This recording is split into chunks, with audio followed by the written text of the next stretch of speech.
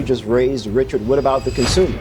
I would personally like to explore perhaps some type of a tax credit or deduction to companies to not pass this on to the consumer. Maybe some type of a rebate similar to what we have for electric vehicles, so that car manufacturers have a way not to pass it on to consumers. So I think that there are some comprehensive ways that the administration... There are some comprehensive ways that the administration can do this, I would argue, to some great effect for the American people. I hear what you're saying. He's making pretty good point. Things that we know simply will not happen. He talks about it being great for the economy and it's going to boost growth. It will not. Look, I've studied this a million which ways upside down, and many of the people in that rose garden know it. The president conveniently forgot about the Payne-Aldrich Act of 1910. He ignored the Fort Macomber Act of 1910. He went straight through Smoot-Hawley.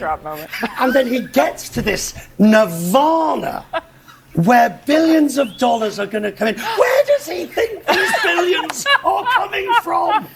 They're coming from importers.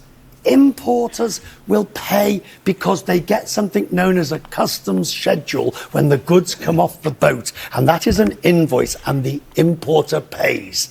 And the importer passes it to the wholesaler. So if you guys don't know what they're talking about, everyone should know what they're talking about. They're referencing Trump tariffs. This is a CNN talk show. There are conservatives on this talk show, and there are also liberals and, I guess, Democrats on the talk show. Conservatives, Republicans, liberals, Democrats. And they're debating if the tariffs will be a good or a bad thing. I'm very excited to see where this debate goes because I have my own thoughts on it, but I'll talk about that later. Let's continue. The wholesaler passes it to the distributor. The distributor, get your wallet out, passes it to you. All right. So very important, okay? Folks at home, classes in session, remember what he just said there, because here is what Scott Bessent, the Treasury Secretary, just told Caitlin Collins in the last hour. Listen. Everybody sit back, take a deep breath. Don't immediately retaliate. Let's see where this goes, because if you retaliate, that's how we get escalation. So out of the goodness of their hearts, they are supposed to not retaliate. Calm down. Don't panic. Because maybe this might go away if Trump just wakes up one morning and decides to change it back. Look, I think the president is right in his critique that free trade has ravaged towns and cities across this country. I even saw you acknowledge earlier, Richard, I think with Aaron Burnett, that some countries have indeed taken advantage of the United States. And we can debate the merits of the appropriate approach to address that. I mean, there are towns across this country now that were once thriving. They're now consumed by drugs, crime, the stench of hopelessness, places that were really vibrant. There was once a middle class of a lot of Americans from the Rust Belt to even some communities of color that really saw themselves move up the economic ladder, in part because of manufacturing. Now, the question becomes, to the point that you just raised, Richard, what about the consumer? I would personally like to explore perhaps some type of a tax credit or deduction to companies to not pass this on to the consumer. Maybe some type of a rebate similar to what we have for electric vehicles, so that car manufacturers have a way not to pass it on to consumers. So I think that there are some comprehensive ways that the administration... Let me finish. There are some comprehensive ways that the administration can do this, I would argue, to some great effect for the American people. I hear what you're saying. He's making pretty good points. I mean, there have been a lot of arguments about the middle class in America disappearing, how there's really only an upper class and a lower class. And he made a lot of points. Where are the jobs at? People have been complaining about there not being jobs for the longest time. So, and I'm not saying that the tariffs and all that stuff will be 100% effective. What I am saying is that if someone is trying to bring jobs back to America, bring jobs back. The biggest problem that I see of corporations doing, some may just ride out the tariffs because Donald Trump is a lame duck president. He has 4 years in office. What they're going to try to do is say, we're not building factories in America. We're just going to wait until he's out of office to do it. But the fact of the matter still stands. America needs more jobs for the people. You shouldn't have a generation of people who can't find a job. That should never happen. When it talks about people getting paid and all that stuff, you know, that's a different discussion. But when you have an entire generation of people saying, I can't even get a job, there's a problem. There's a problem. We need more places to work. When has that ever been a problem? People can't find a job. When has that been a real problem in America? Now it really is, and it has to change. Whether you're left or you're right, it has to change. But I mean, I remember my college economics class, and my understanding is that a conservative economic principles was that you get the government out of redistributing wealth from companies to consumers. So and hold on. So your idea is basically you slap a tariff, raise prices, and then you give a discount from the government to companies to not raise those taxes when what you could do is just not raise prices at all. Here's the thing, Abby, and I think both y'all have a point. For the last 20 years, there's been a major black swan in this situation. That's China. China comes into the global trading system. It's a very different kind of economy. They subsidize everything. The government runs everything. And so you get something called the China shock, where literally a ton of jobs from the Rust Belt, as you're talking about. I grew up in rural Indiana. That was my whole growing up experience. They leave, counties, communities are hollowed out. More importantly, and this is where it gets really interesting, critical goods that we need in this country, you can't produce anymore in the system as it was originally envisioned in the post-war era, because the global economy has changed and you have all these players that are playing by different rules now. And one thing I will say, and this is not to say that Donald Trump is doing this strategy of, kicking the Bretton Woods system, out and changing globalization. I don't think he's doing it right.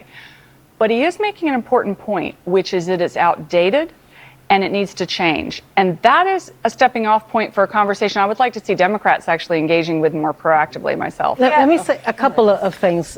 First, I don't think it's a coincidence that he scheduled Liberation Day, which I call Hypertension Day, because it's going to give us all a heart attack. But I don't think it's a coincidence that he scheduled it the day after the Wisconsin race, knowing that he could say the day after April Fool's Day. Knowing that he could have, we don't have April Fool's Day anymore, honey. The entire year has been nothing but a joke, a bad one.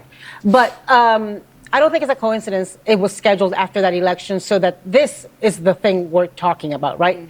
Donald Trump is such an expert at distracting us.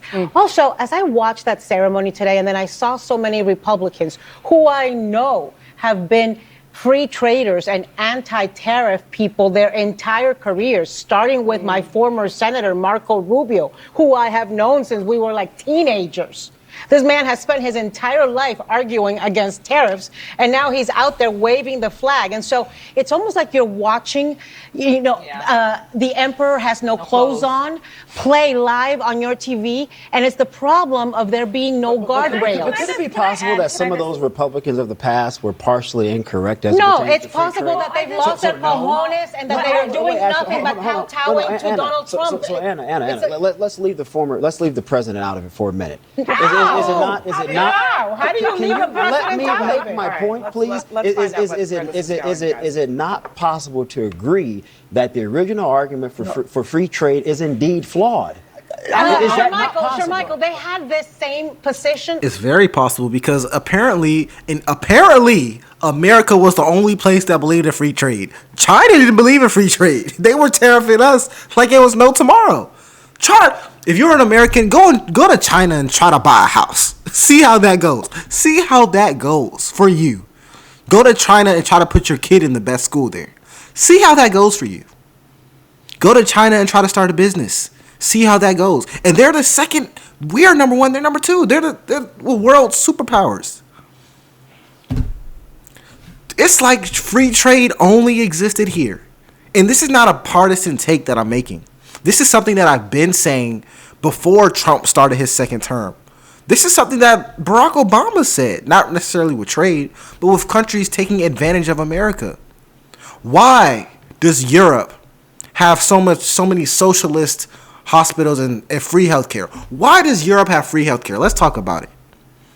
It's because their military is basically getting funded by the United States. They kind of use the United States DOD as a shield. So here we are protecting, fighting, spending the billions of dollars on our defense.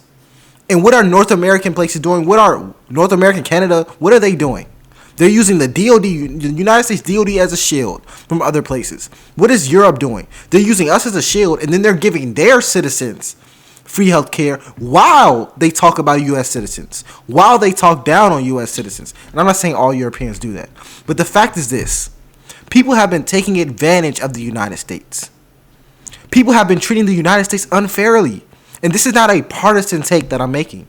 This is the truth. They've been treating us unfairly for decades, and nobody said anything. Nobody even knew. Barack Obama said something initially. He didn't like it, but when he said it, they agreed with it. But when Trump says it, they disagree. Nonetheless, I'm gonna end the video here. My name is LFR JoJo, and I'll see you guys on the next one. Peace.